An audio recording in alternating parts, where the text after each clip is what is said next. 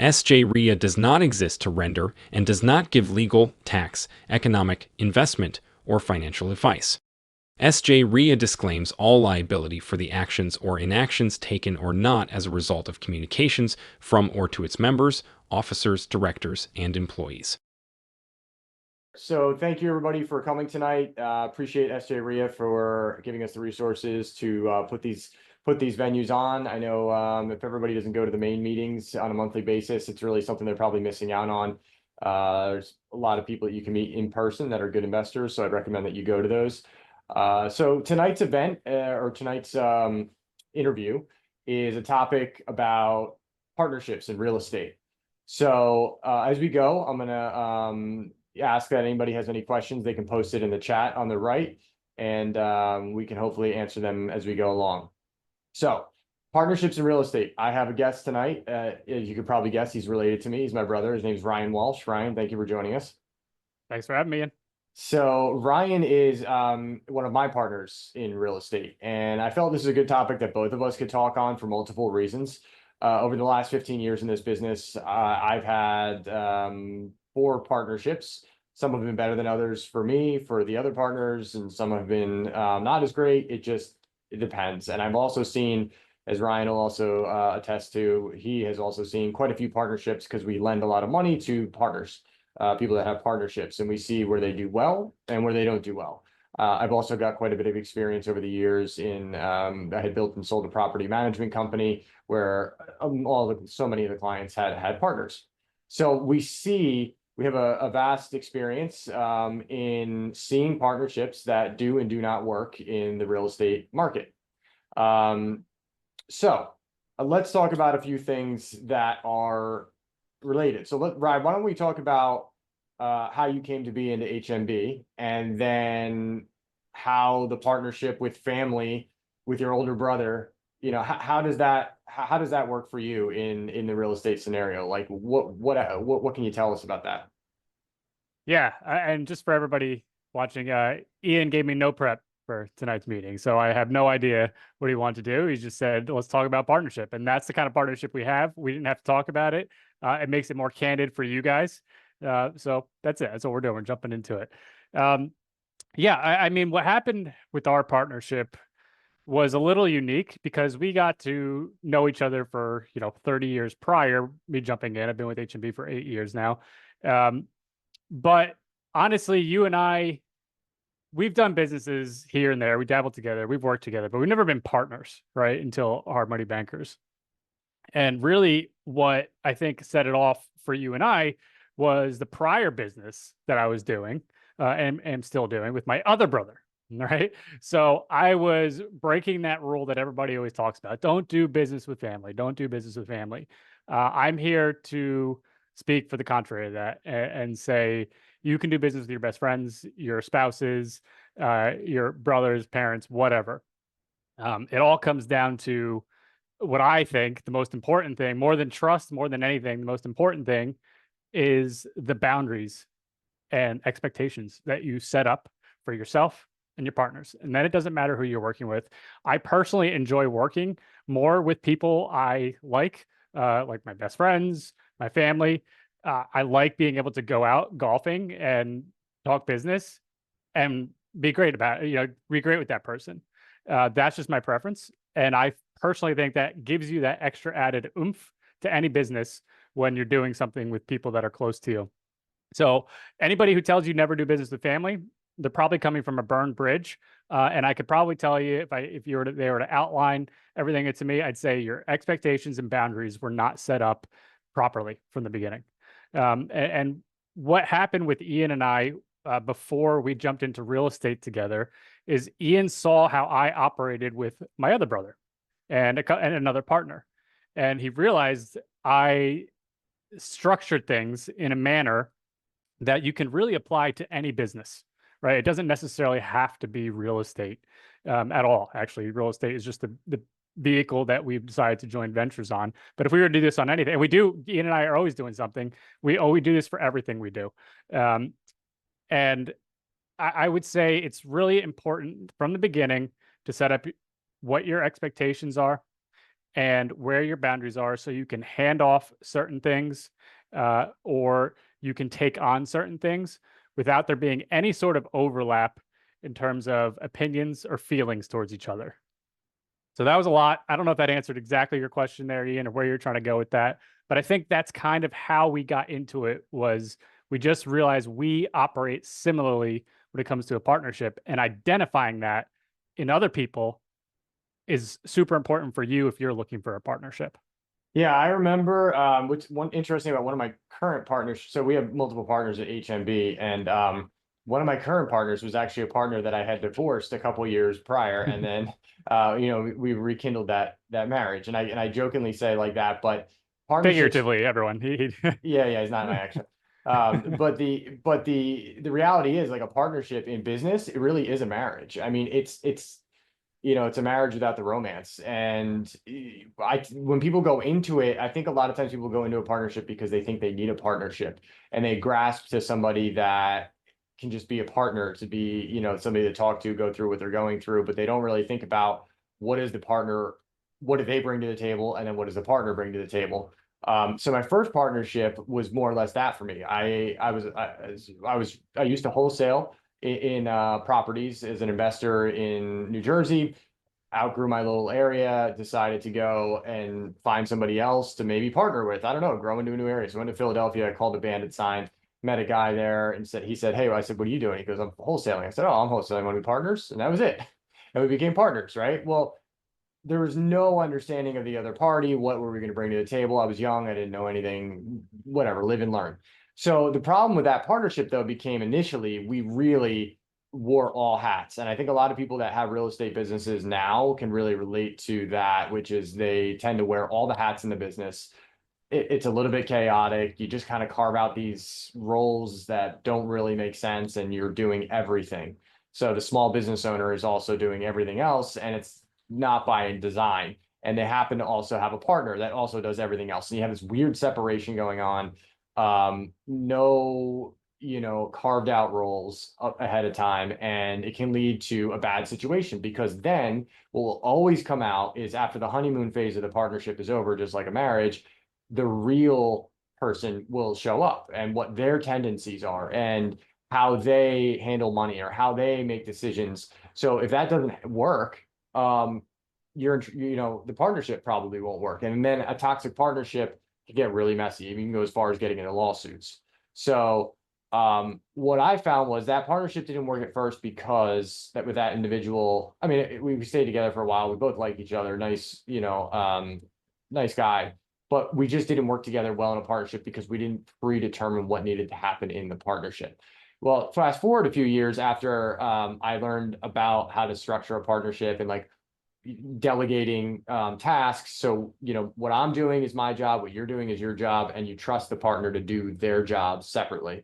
After I grew and he grew, we actually came back together in HMB and realized that we understood how to make a partnership in business work. So there's a real growth to it. So how would you identify that then? Because I think people who are listening to this right now are either considering a partnership, want to find one, or are in one and want to improve it, right? That's probably the two types of audience members we have right here. So for those trying to find a partner, what could you do, knowing what you know now, to identify what would be a good partner? So I think it's really knowing yourself first, and knowing what you bring to the table is what I've found. So, like, what do I bring to the table that I'm good at? What am I not good at? So if I am really good at, I don't know, sales, right? And that's my thing. I'm really good at sales. So I'm going to be the sales guy, but it doesn't make sense to me to have another person come in and sell, and where we're lacking in organization, back end, and structuring. So really, where you can find a lot of times partnerships that might work well are like balancing dynamics. Somebody who's good at sales, an A-type personality, has a really good back end structuring partner who handles like the insides of the business. And then also the tasks there are very divided in terms of what happens. I think, Ryan, when you came into HMB, you would probably say it was very clear like what your roles were, right? Like, it wasn't like, what should I do? Like, what was that experience like for you? Yeah, and that's a good question, because we're kind of making it sound like you have to walk in day one and have like a perfect outline of who does what and what, all that. That's not what I'm saying. you should have a general idea as you enter the partnership. In fact, honestly, we didn't enter a legal partnership for several months, right? We were all like, hey, let's feel this out. Let's start carving our roles. And I had a general idea where I'd be, but that's something to keep in mind, that it is a growing and ever-changing environment. And, I know you said with your prior partner, where you're each putting on different hats, but you weren't coordinating with each other. Like, hey, here's where I'm good. Here's where I'd like to strengthen. Let me wear these hats, right? And you can kind of figure that out as the business grows. But if you're both doing your own thing separately, you're not really a partnership anymore, right? It's just two different businesses, and you hope it works out. But we're talking about a conjoined partnership where you're both going towards the same goals, and you're both deciding what hat you like to wear. And yes, I would say coming into H&B was a pretty smooth process, just because of how easy it is for us to just say, hey, this is what my personality is good at. And like you said, you really have to know yourself, right? Like go take those tests that say, where your personality lies and who you work well with. Those things are really oddly accurate, right? So go figure out that, and then when you're talking to somebody, see if there's somebody that you work well with together, right? It doesn't have to be, you don't just, if somebody agrees with you and says, I want to join your team, join your partnership, you get all excited, great. But that's not anything yet. That's just two happy, motivated people talking. But you have to see, are we overlapping? Do we have the same skill set? Am I just trying to cut my time in half and have you do the work and offload the work? Like that's not a partnership. You're not doing yourself a service, and you're not doing them a service. You want to really be able to differentiate. I know you said delegate, but I would say separate the tasks, right? Of who does what and where the handoffs are. And that's, it's interesting. We've said all of this, and the word trust hasn't even come up yet. Because I think most people, when they're like, I just need to find somebody I trust is earned, right? Trust is proven through a series of repeated success in your partnership. And then you also set you and your partner up that trust isn't needed. You set the boundaries that if somebody doesn't perform, it's obvious and apparent to the other person, right? So maybe what would be an example of that? Ian, I see you're muted. Do you want me to keep talking, or do you want to step in? You're good. I'm just letting you finish, Okay. and then yeah. Yeah. So an example of that in our business, I kind of wear the marketing, the little bit of the processing hat, and the underwriting hat. So if anybody's familiar with the closing, that's what kind of makes H&B a little unique. Is I wear those three hats, right? Now there's also a member of our team who handles the back end and processing post closing, right? So there's a clear handoff of my job is done here. As soon as this loan closes, it is now yours, right? Like, I mean, that's as black and white as it gets. Usually they're not that clear, but just having that process is very important.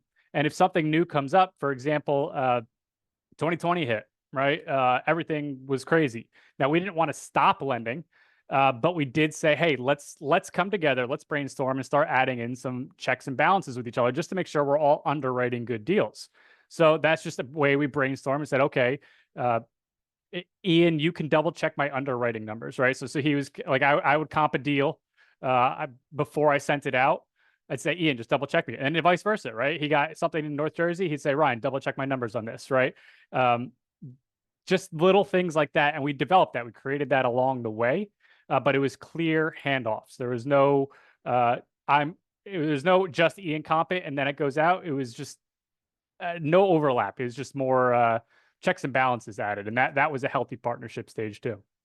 Yeah, that worked out in terms of, the ease of that. I think one thing I think we can talk about here that we see a lot of as well are other like a lot of times we see flipping, like small flippers will partner with somebody, or somebody will come in on a rental property and partner with somebody. That's probably common to the people in this room here. So we see those experiences often, and you could tell right away what the dynamic of the partnership was based on how that partnership is going.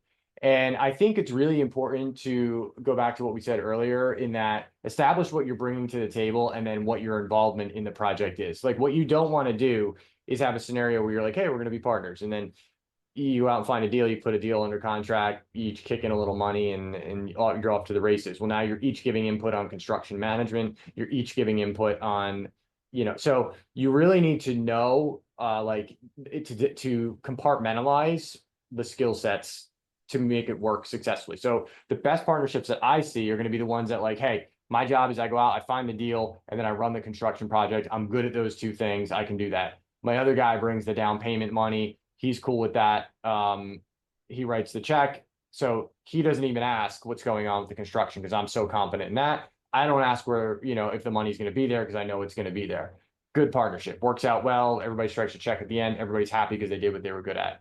A not so great situation that I've seen in the past is that same scenario, except the money guy starts getting involved in construction decisions, and then it just jams up the whole job. They don't like each other. They get into a fight, and then what happens is your personalities come out. So how you ever, if you look at like how you are going to end up in a partnership in real estate, check your marriage and see how your marriage looks. Let me know if it looks very similar, in terms of like the tendencies and the arguments or the disagreements or the way things are handled.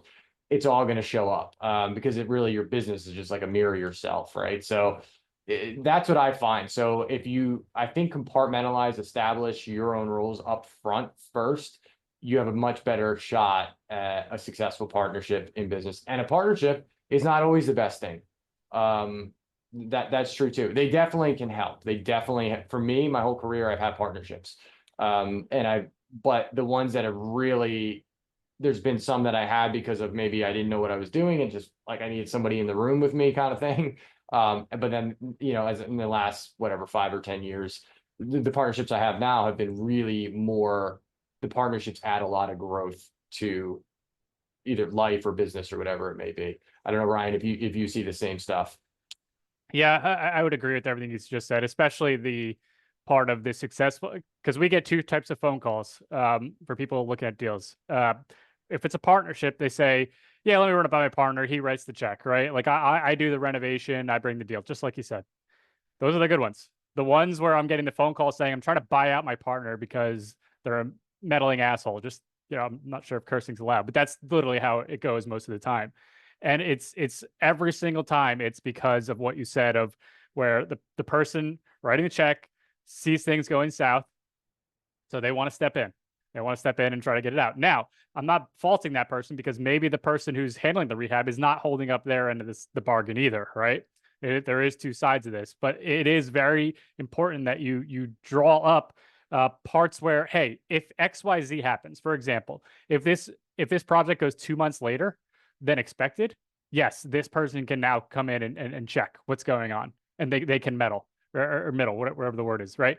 But if you just have it at the first, this person suddenly got bored and decided to step in, that's when things fall apart. But if you put your boundaries up there, that's how you can prevent that from happening.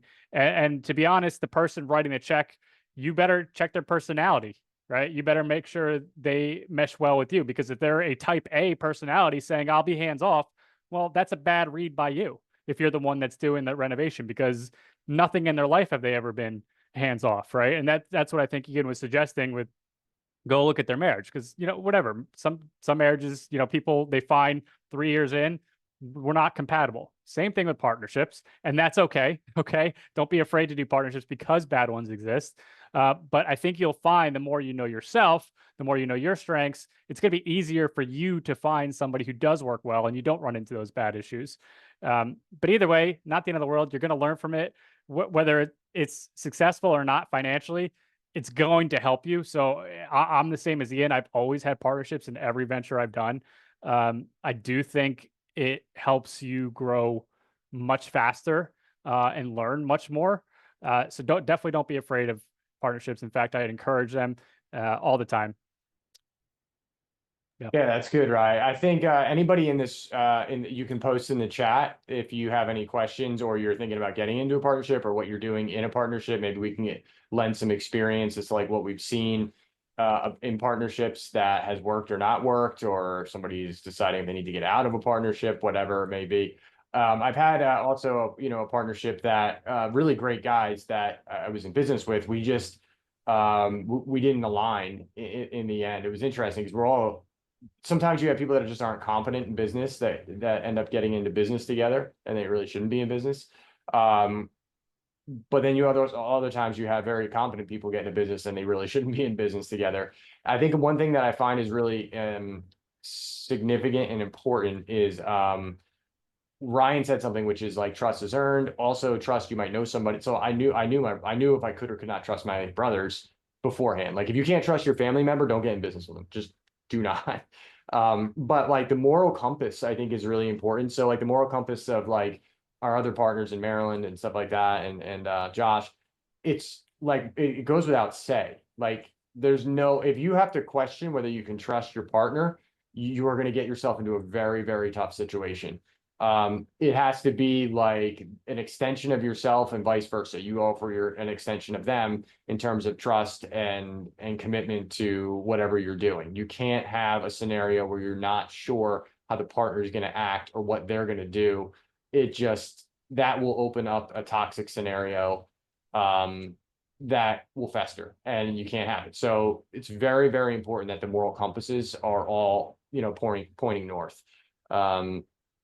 At least I've found that to be the case because of it. Like I said, if they don't, it'll find its way. Usually, honestly, those are the partnerships that end up in a courtroom.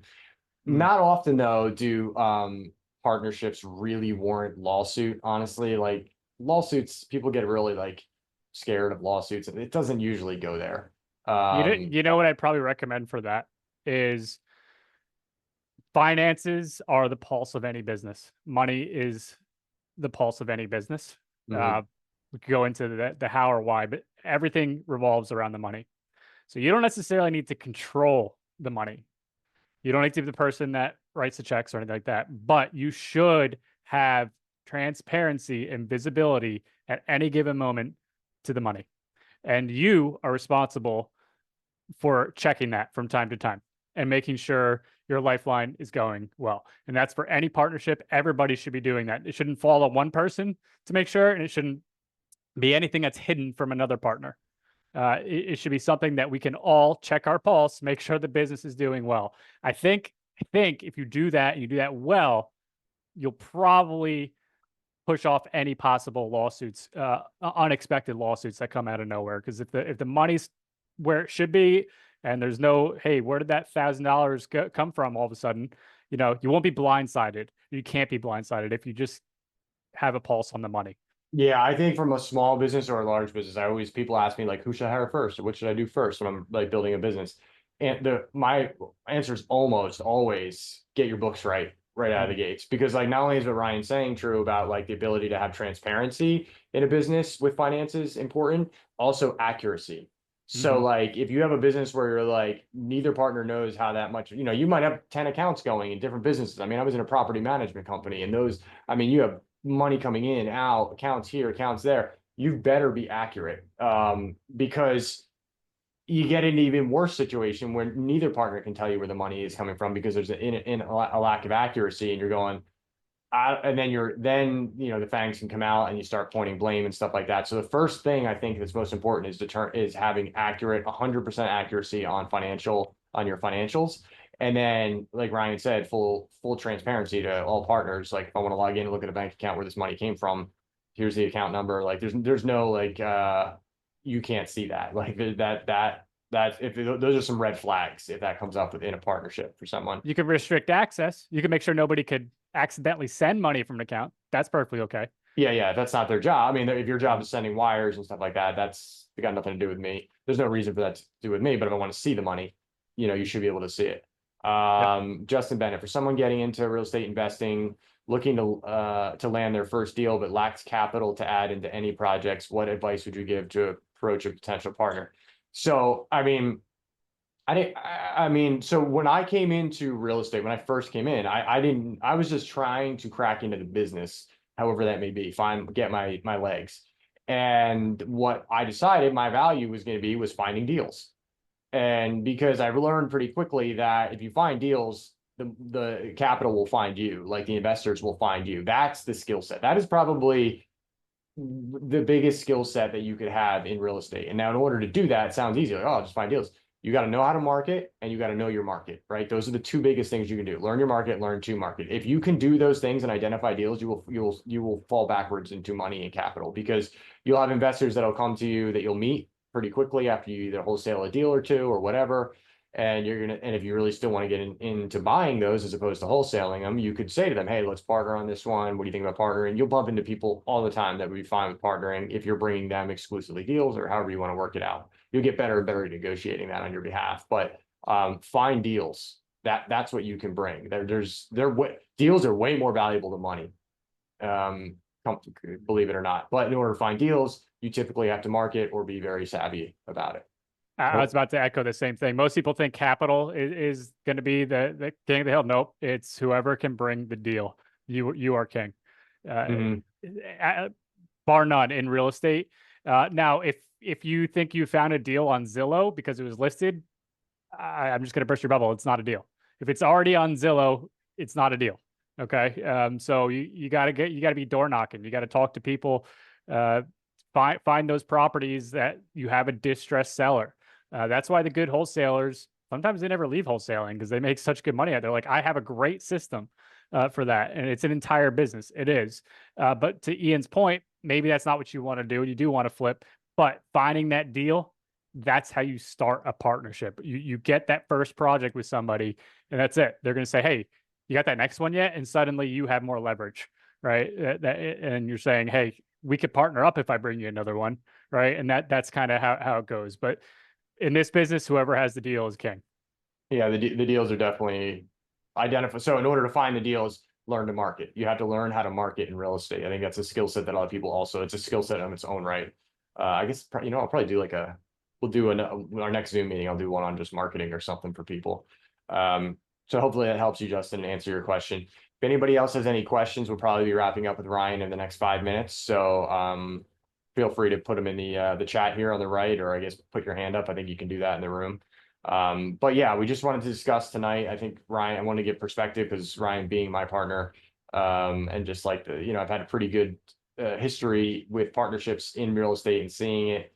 And yeah, I would say though, not the majority of the time, I would say probably like 50% of the people that I bump into are in a partnership in real estate and 50% are not. It doesn't seem to be like, right, Ryan? Is that about what you probably bump into? Maybe 50%? Depends what they're doing, right? Like if they just flip maybe one a year, they could probably do it on their own.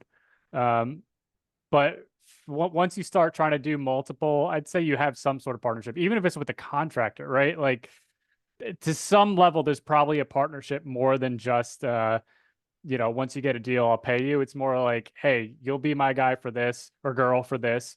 And I'll do this part. So yeah, 50% is probably about right, I would say. I mean, really, there's only so many investor roles you could do. Marketing, right? I think that's the one that most people leave out, especially newcomers. Like they think like I either have money or I know how to renovate a property. It's like you're missing the most important one, which is the marketing, getting the deal one. So I'd probably say those are the 3 roles in there that are partnerships. And which one can you fulfill, right? That's what you really need to question and see which one you like the most. Because maybe Justin, maybe marketing, you don't want to do that. Well, then maybe you need to go find a contractor, learn from them, and learn how to renovate a property, right? So there's different avenues, skill sets of what you could learn to do in here. Yeah, interesting that Casey posted. If you attend the live REIA meetings, they often open with questions like, who has a deal and who has a deal who needs money, or who has money and looking for a deal. So like they're kind of saying, hey, who wants to have a partnership? Right. Who wants a partnership, right? Not saying that's the right fit, but remember that you got to go back to the beginning of the conversation, which is just because you have the deal and somebody has capital, the only thing that kind of gives you is a little bit of separation of the compartmentalizing we were talking about, but you've got to really establish, like, is this a marriage that I would want to get into with this, moral compass, trust, all that kind of stuff comes into play. So like, you really got to spend some time with the person before and really look at yourself. But like I said, the capital and the deals, they have to be paired together, and it's a good place to start from like a baseline partnership potentially.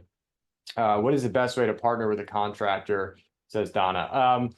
I don't know if there's a best way, but what I tend to see is I tend to see people that will have like a contractor, they just split profits with the contractor, they bring the deal and, capital usually will use our money or whatever. And then the contractor will be, X percentage of the profit is what they'll receive as well. Sometimes it's good because the contractor, I mean, you really got to trust the contractor to not also be double dipping. So again, it comes back to trust, because the contractor can also bill your company or your project and pay his guys or pay a profit to his company. So you really got to, if you really truly trust the contractor at hand, it's a very good skill set to have, especially if they're really trying to beat the cost down so you guys can write a good check, at the end and split profit. But typically splitting profit at the end is what I see contractors and people with money do. Just again, go back to the earlier in this conversation, which is moral compass. Can you truly trust them? They're it's a marriage. If there's anything that leads you to believe something that raises an eyebrow, you need to dig into that. Don't let it pass over. Be like, why did that throw off a red flag to me? Because, and I guess it's good in a partnership, a lot of times in the flipping partnerships where you're in a deal by deal basis. But when you're in like a full on business operation with somebody that you can't unwind after one transaction, that's something to consider. So hopefully that answers your question, Donna. Yeah, and there may be some apparent risk, right, Donnie? You may be thinking, like, what if they get one over? I mean, like, listen, worst case scenario, you don't make as much money as possible on that deal. Not the end of the world, because you're going to get the next deal, and that partner is going to be out of it, right? So don't get too caught up on if it doesn't work out the first time, and don't worry about them being a perfect partner right away, right? I mean, honestly, trial and error is kind of the best thing for contractors, unless you know them prior, which is ideal, but that's not always the case. Kind of just got to try them out. Perfect. Okay, Ryan, how do people get a hold of you? Sure. Yep. So covering any of the North Jersey, Delaware area here, you can reach out to me, 201-345-1036. Email Ryan@hardmoneybankers.com. Happy to chat about any projects you have or any questions about partnerships you have. I'll give you the real scoop on Ian. I'm just kidding. He's a great partner. So that's it. Thanks, Ian. Okay, thanks, guys.